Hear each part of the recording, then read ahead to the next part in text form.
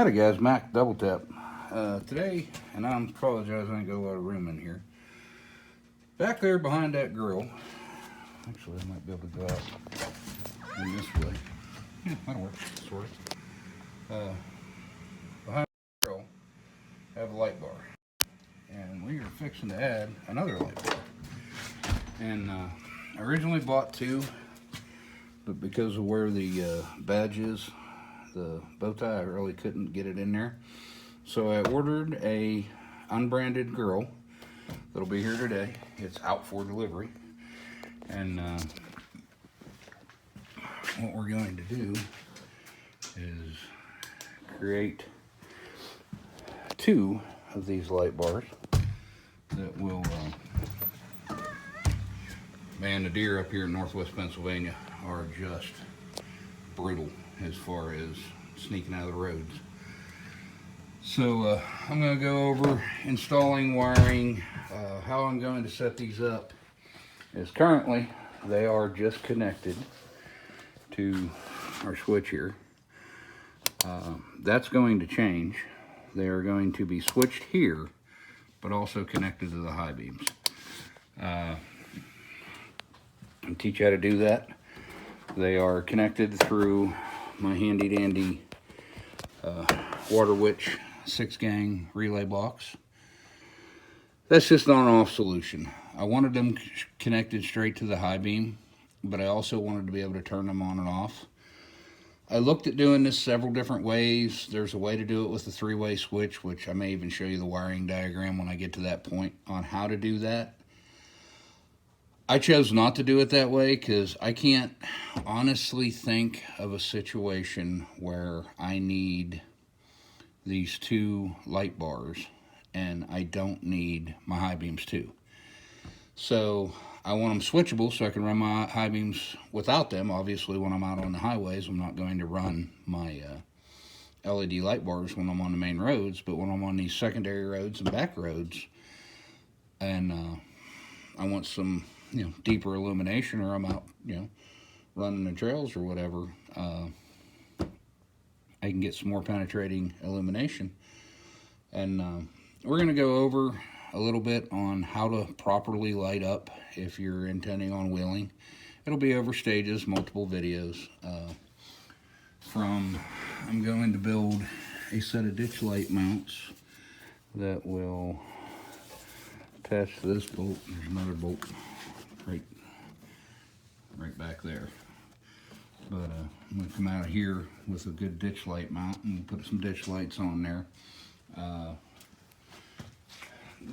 Guys just want to throw lights at their truck, and I'm going to show you how to properly illuminate a trail. So it's not just all about how big of a light you can put on the front of your truck. One of my next projects that's sitting in there is I've got a 52-inch light bar, curved light bar. It's going to go up on the roof there, or above the windshield. But today we're going to talk about behind the grill. Now, if you're going to just do one light bar, it is very easy, and I will go over when I get the grill off how to just mount one right there. It's effective, as you can see by hitting that switch. I mean, that thing is just amazing as far as what one does at night.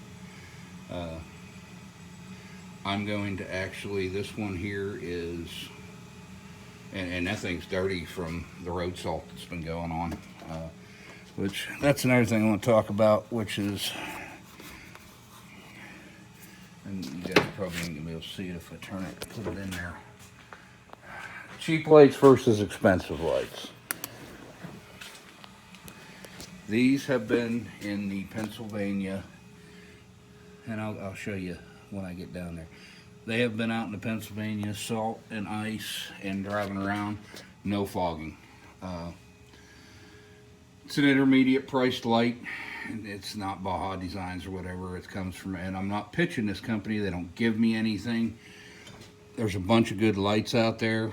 I did my research and I decided that there's a seller on Amazon called 6K LED.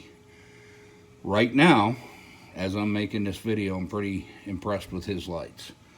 That one behind the grill has been there, and this has been a wet, rainy fall. It has been there for,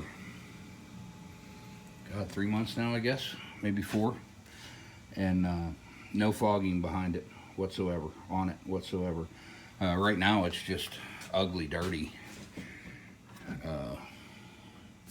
from just the road salt that you get, but it's not fogged. But we'll talk about that too. But the first step in getting to this is we got to remove this fan shroud, or whatever this thing is. There's a bunch of clips around here that pop out. I don't have anybody to hold the camera or a way to do this, so it's going to be in steps. So after you get that loose, this just kind of pops up. Our proper use for a Mustang, which is setting stuff on. Don't judge my garage. So the next step is going to be, there's a series of bolts right here. I think they're 10mm. There are some more you got to get from underneath.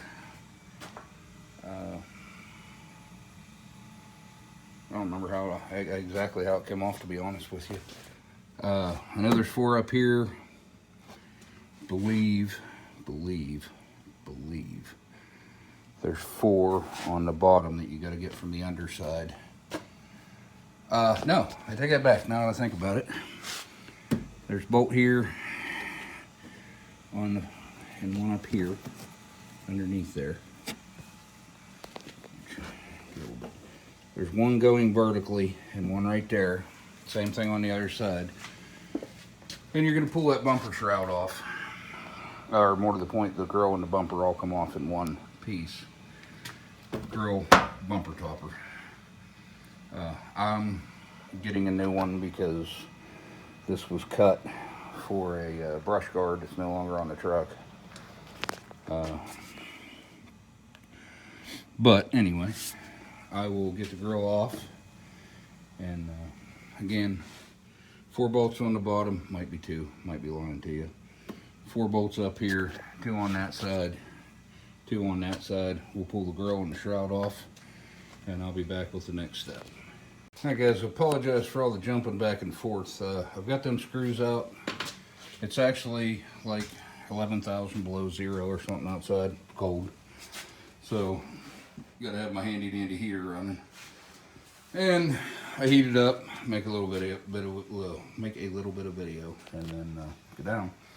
But now that I got these side bolts here, we got to get to these front bolts that are down here. There's 4 across the top, there's 4 across the bottom, right in here, and then you got these 2 on the sides.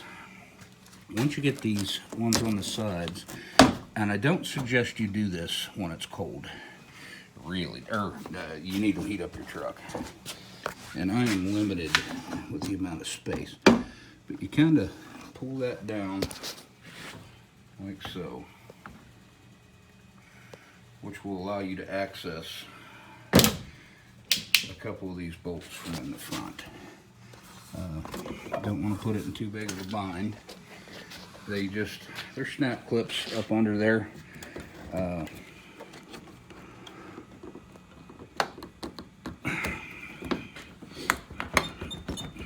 Which this is kind of hard to do and hold the phone. I need both hands, so I'm going to have to shut it off, but we're going to essentially get it pulled out like it is there on the other side, and I'll be back again. Alright, what I wanted to show you guys, and hopefully I can do it. I've got the bumper shroud pulled back. There's 4 bolts. The license plates of reference, their front license plate. There's 2 about halfway back here. You can get them real easy from underneath.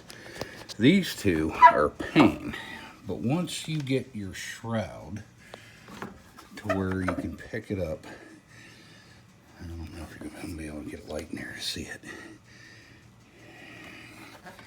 There are,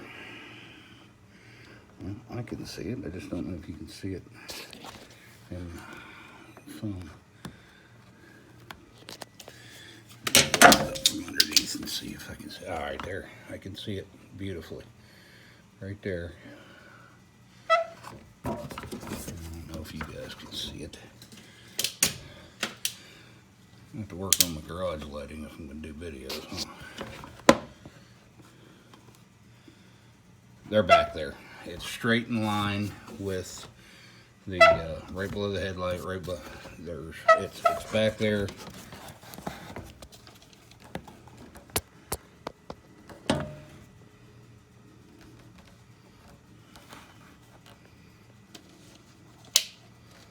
There just ain't no good way to do this. They're back there, I promise you. Anyway, 10mm socket extension. You can go in here, go in there and pull them out. Alright, so we got our grill loose, which just after you get them out, slides right off. And we gotta look for somewhere to put it. Conveniently locate it right there. Excuse me. So here's what we got. Now, in preparation, oh, I know what I want to tell you guys. So this is 6K LED lights. It's dirty because it's been on the road.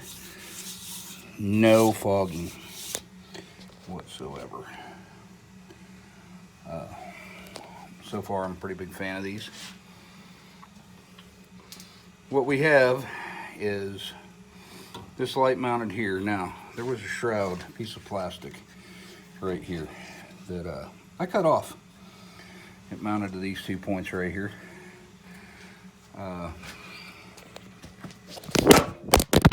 Set my phone right there for a minute. So what I'm going to do now is I've got this light mounted here. It's essentially going to land in the same place. In fact, I may not even do what I was about to do. I may just use, got a piece of strap seal here. It's 1/4 inch, I don't know, 2 inches wide. I'm going to cut one, in this case 35 inches long, and put it right here and go across. I may just leave that mounted. Let me go get my other light and we'll see what the mounting solution looks like here in a minute. Alright, so I've got plenty of clearance between the two lights. One of the things you need to keep in mind as you're doing this is you don't want to shut down too much airflow, or all the airflow. So I'm going to leave about a 2-inch gap between them, which that's going to work out pretty okay. I think I am going to go ahead and make a bracket for the bottom one, just so I can drop it just a little bit. Incidentally, here's your mounting points for your other bolts right here. See where that is in retrospect to the plate. And right here, 4 up top, 2 on each side of that shroud. My other option would be to cut these off, and you know, I don't think I'm going to do that. I say that, maybe I will. Let's get our bracket built. The first bracket's going to be 35 inches. I'll get my bracket built on there, 35 inches. Put a hole in, hole in each side of it for the mounting brackets. Mounting brackets like such. It's actually from end of the bracket to end of the bracket was 34 3/4. I'm going to go 35, give myself a little bit of play. Allow me to round the edges off. but I am going to go ahead and get my bracket built, and we'll be right back. So while you guys were off doing whatever it is you did, our girl showed up. I knew I was going to not like this because I couldn't find one that was flat black. The motif for this truck is black and white, but I knew, come on, sit up there. I knew that I was not going to be able to find one that I was willing to pay for anyway. And flat black, that will probably come back off and get painted at some point in the summer when I can do it dust free and warm. But for now, you know, honestly, from more than 10 feet away, you're not even going to be able to really see it. I'll know it's there, so it'll get done. But I was concerned. This is a relatively inexpensive Amazon grill. I think I give 120 bucks for it. The alignment marks, everything's fitting beautifully. You can't really see because the mesh, you know, the bumper cover or the bumper top plate's not on there, but just by the whole alignment, you know, it's you know, fits pretty good. I'm sure I'll have to bend it a little bit, but it came very well packaged. Anybody wants to know where I got it or which one I got, I'll happily put a link to it down in the bottom. And that kind of, nothing that I'm putting on my truck has anybody given me. So I'm buying this stuff. I'll give you my honest opinion about it. If you were with me back in my gun reviewing and stuff days, you know, I'm as blunt as it gets about just about everything. If it's a piece of shit, I'll tell you it's a piece of shit. Don't buy it. But yep, happy-ish with the grill. I could find a flat black one, but it was almost $400. And for not $400, I'll paint that one. So I will. But I'm going to get back up building my bracket. Talk to you. Alright. So we got our brackets built. One thing I want to tell you guys, move some stuff out of the way, don't trip over it. As you can see, I don't have a lot of room between my wall and to get in here all the way. So when you're drilling through that bracket, you need to be sure of a couple things. A, don't have a drill bit that's long enough to go back and punch through your radiator. That would suck. No, I didn't do it, but yeah, you need to be mindful of that if you're drilling it in place, and I do, and I'm sure somebody will tell me I shouldn't, but I will. I kind of used them top brackets as a leveling mark. I got them reasonably close as far as left and right together. Really don't think it would matter, but it's aesthetics, you know how that goes.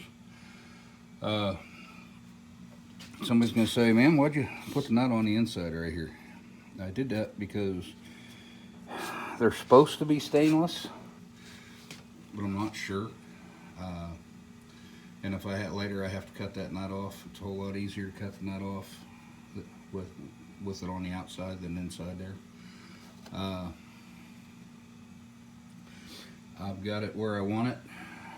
Just being on that 1/4 inch plate, I mean, you can't even see the difference on how far they stick out. Maybe a little, not enough to matter. I'm gonna tighten everything up, and then we're gonna get into the wiring phase of this. I have, because I knew I was putting my second one in, I just kind of quickied this. These come with these handy dandy plugs, which are really nice. What I'm going to do quickly is I'm going to go in here and tap the high beam wire with the T-tap and use it for the trigger of another relay. which I will probably, if I can manage it, probably gonna mount that relay down in here. I don't know if I'll be able to get it mounted in there. If not, I'll just run a screw in right here, and maybe right here, somewhere. I don't want to get too close to that top radiator hose. I might just do it right here. But I'll run a second relay. I'm going to use my switched power from my switch box inside the cab, which is this wire. I'm going to use it as my power wire for my relay. And then I'm going to just use the headlight wire, because you don't want to draw that much amperage, as the trigger wire for said relay. And then I'll run a ground, obviously, and I'll ground it, and I'm using a 4-wire relay. So how this is going to work is my high beams will function as normal, in and out, in and out, in and out. When I decide I want to run my light bars, I'll press the light bar in the cab, and as long as I'm on low beam, they won't be on. When I kick the high beam circuit will trigger the relay, bring in the second relay. The first relay will be triggered, that's in this box, will be triggered. This is my relay box from my Water Witch cluster, which I showed you guys earlier. This is the Water Witch switch cluster, which they're kind of reference with my handle, the bigger it is. But when I press my light bar button here, it will trigger this relay, which will put power off this relay into this wire and into the incoming power. This can handle the wattage. Then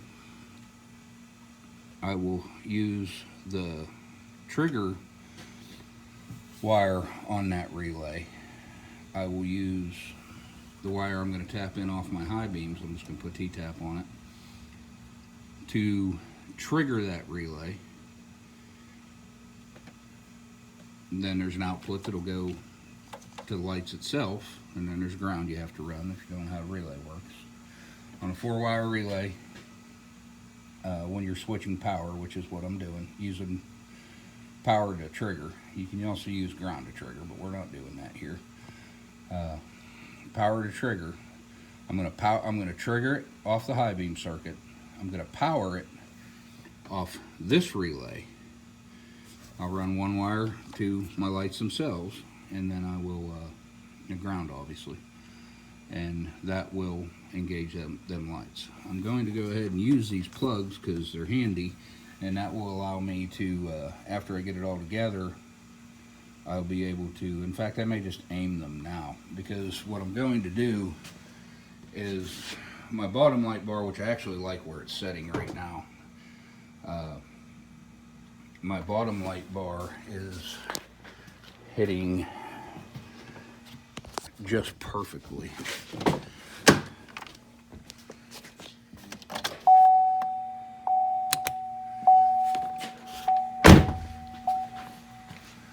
So as I'm driving down the road, that is just absolutely in a perfect spot for me. So what I'm going to do, and I can actually just run this plug up. Put you down for a minute. You'll be okay. Being that these are the same, I can just plug this one in. My top light bar,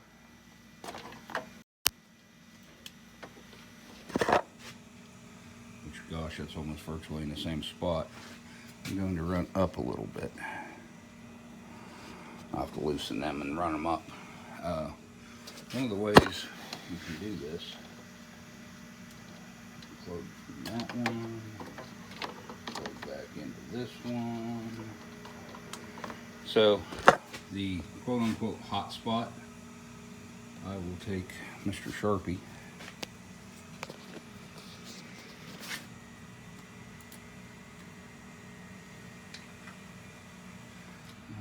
well, I mean, you can obviously see it's right here at the top of the brick. So I guess I really don't even need to mark that. So with that hot spot right there at the top line of that brick, I gotta put you down. My camera stuff sucks right now.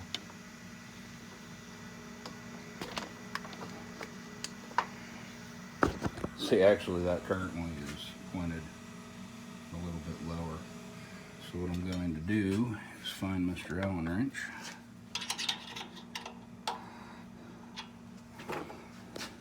And I shouldn't even be doing this. I haven't even tightened up the other bolts.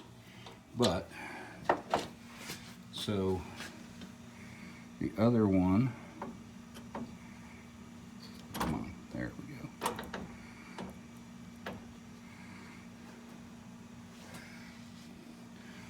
Will essentially be there. So now that one is almost a full brick higher, and it's going to shine out further than the other one, which is landing right in about here. That'll give me the spot. See, these are spot flood. The center of them is spot, the outsides are flood. So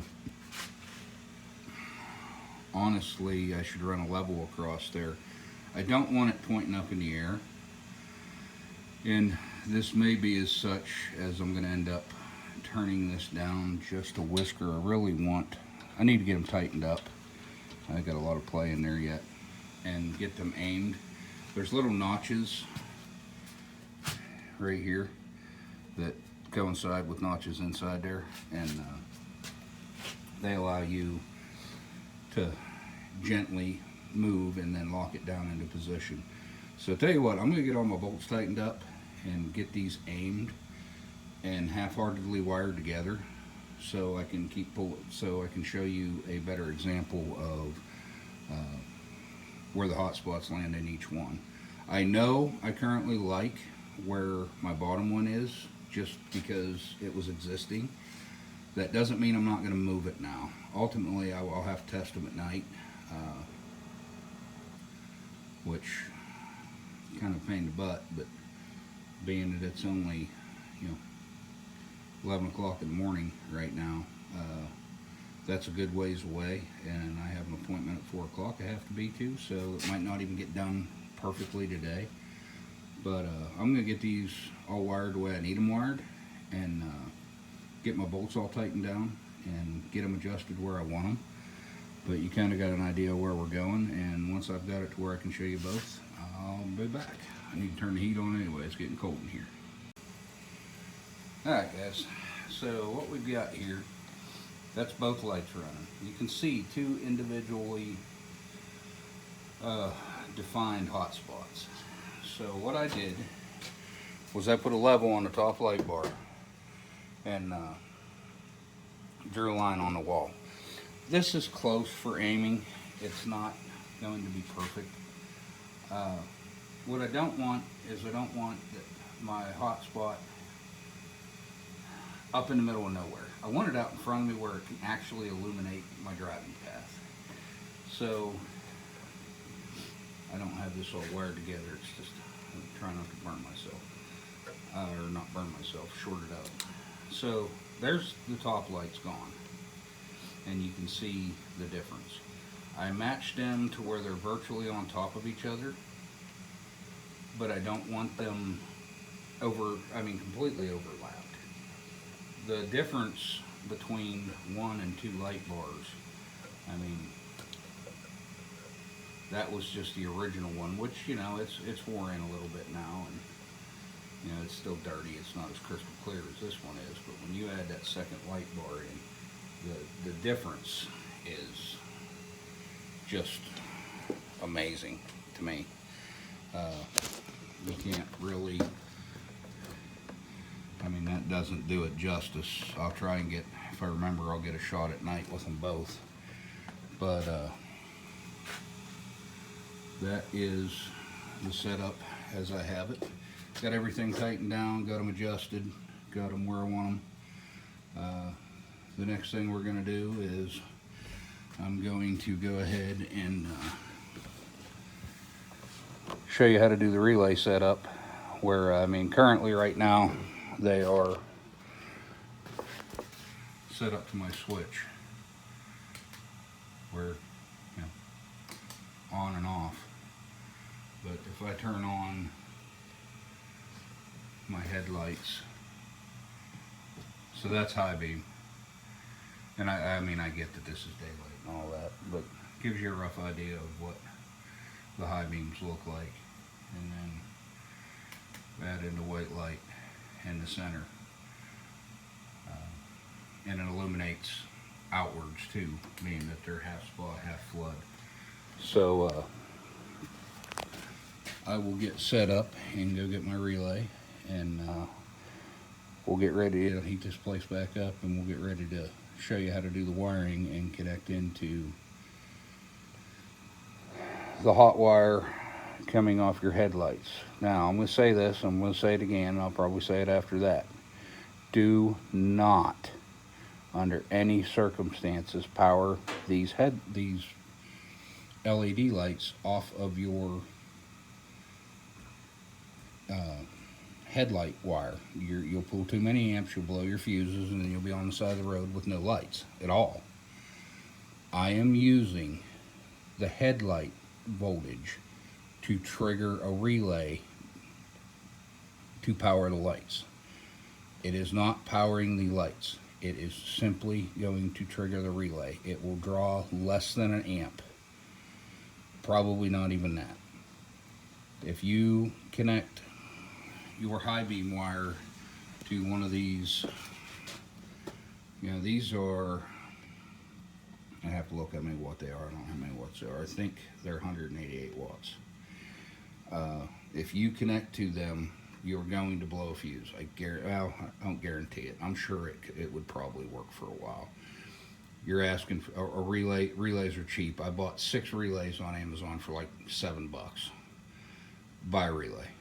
Make sure all this stuff is fused. You draw a ground somewhere and pop your headlight circuit, you're going to be on the side of the road with no headlights. So make sure you fuse everything. The relays I bought, and you'll see here in a moment, you know, this has a fuse setup already in it.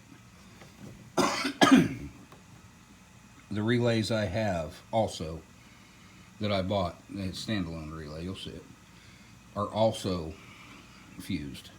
You can never have enough fuses. Everybody says, well, if the fuses pop, you have an issue. You should be able, I mean, every circuit in your car is fused. It does, and when it starts popping fuses, well, that's a pain in the ass. No, it's not a pain in the ass. It's telling you there's a problem. Do not wire these all up without a fuse in the circuit. You will burn there's a possibility and the potential for you to burn your car to the ground. I will say that again. Alright guys, I used the T-tap type into my hot wire. Now let me say, I am normally, I mean, if you look at my wiring, I'm very OCD about my wiring. This is all black taped together because I wanted to test it, because there were several different threads on the different forums and stuff I go to that said that there's different models of the Chevys and GMs have different wiring designs as far as their headlights because of daytime running lights and stuff, and stuff they don't have. That being said, I'm also going to go back through. I will shorten all the wires, get them the way I want them. That screw didn't go in and bite near like I wanted it to. I need to put a shorter one in there and get that straight up. I actually may leave it like that. Anyway, I will go back through, I will solder all my connections and stuff like that. Don't just black tape your stuff and leave it. You're just asking for problems. At the very least, very least, get, you know, crush connectors and heat shrink them. But anyway, so this is the setup. I've got ground, all my grounds are tied together. Here I have power going out off the relay out to the light bars. Here I have my switch relay going into the what I'm going to call my headlight relay now, or my high beam relay. And then over here I have the tapped wire to get my input for the high beam indicator. So I haven't even tested this. Let's pretend that I did it right, and let's look. Let me kind of move this out of the way. Set my hood down. All right, so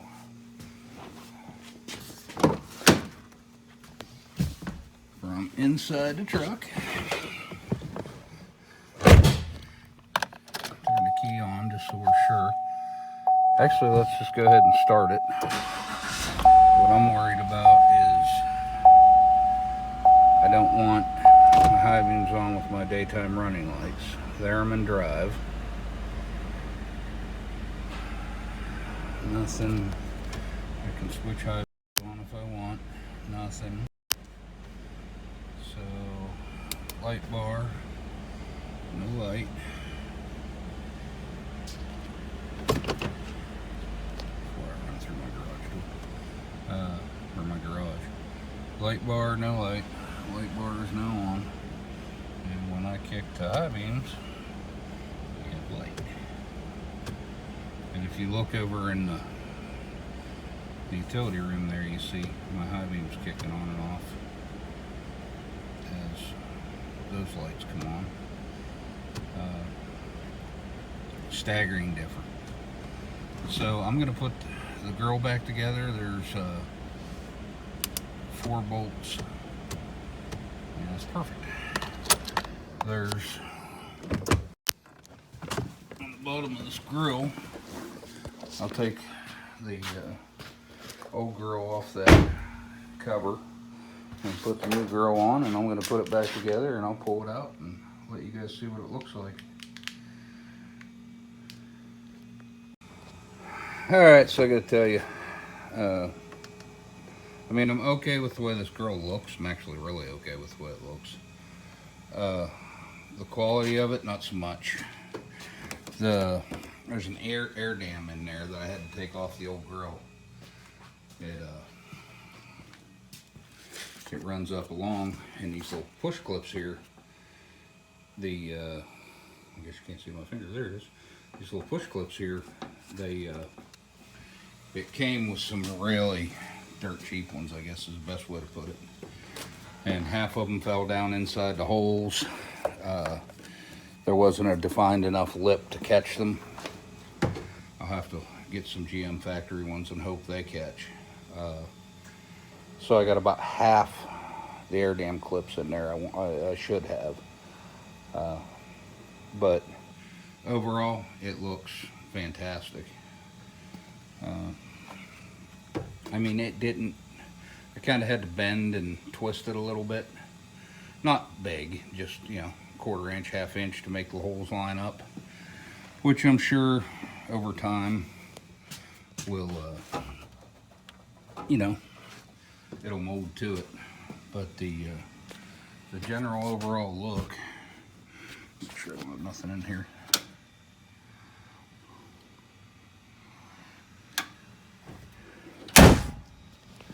Yeah, it fits nice.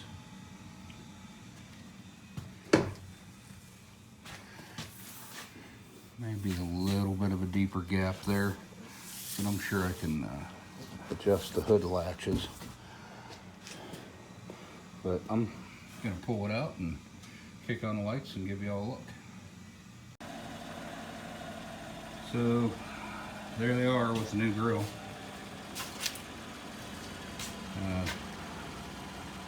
The shading of the lenses, you know, kind of really, you can see them a whole lot better than what you would think.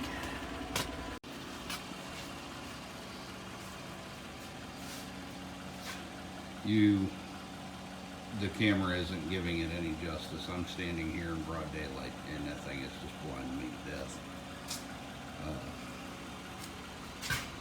So that's a dual light bar install with a new grill on a 2014 Chevy Silverado. Winter's over, we'll get the cap off of it, put the roll bar on, and get them lights on. Till then, I'm going to go over some of my other mods I got going on. Come back and see us. Alright guys, well, it's now 9 o'clock. Time to check out these lights. So that's factory low beams. That's factory high beams. Let's go back to low beams, turn on our light bar. And I haven't tried these yet, so you're about to see it for the first time as I do. Oh wow. The difference in that is amazing.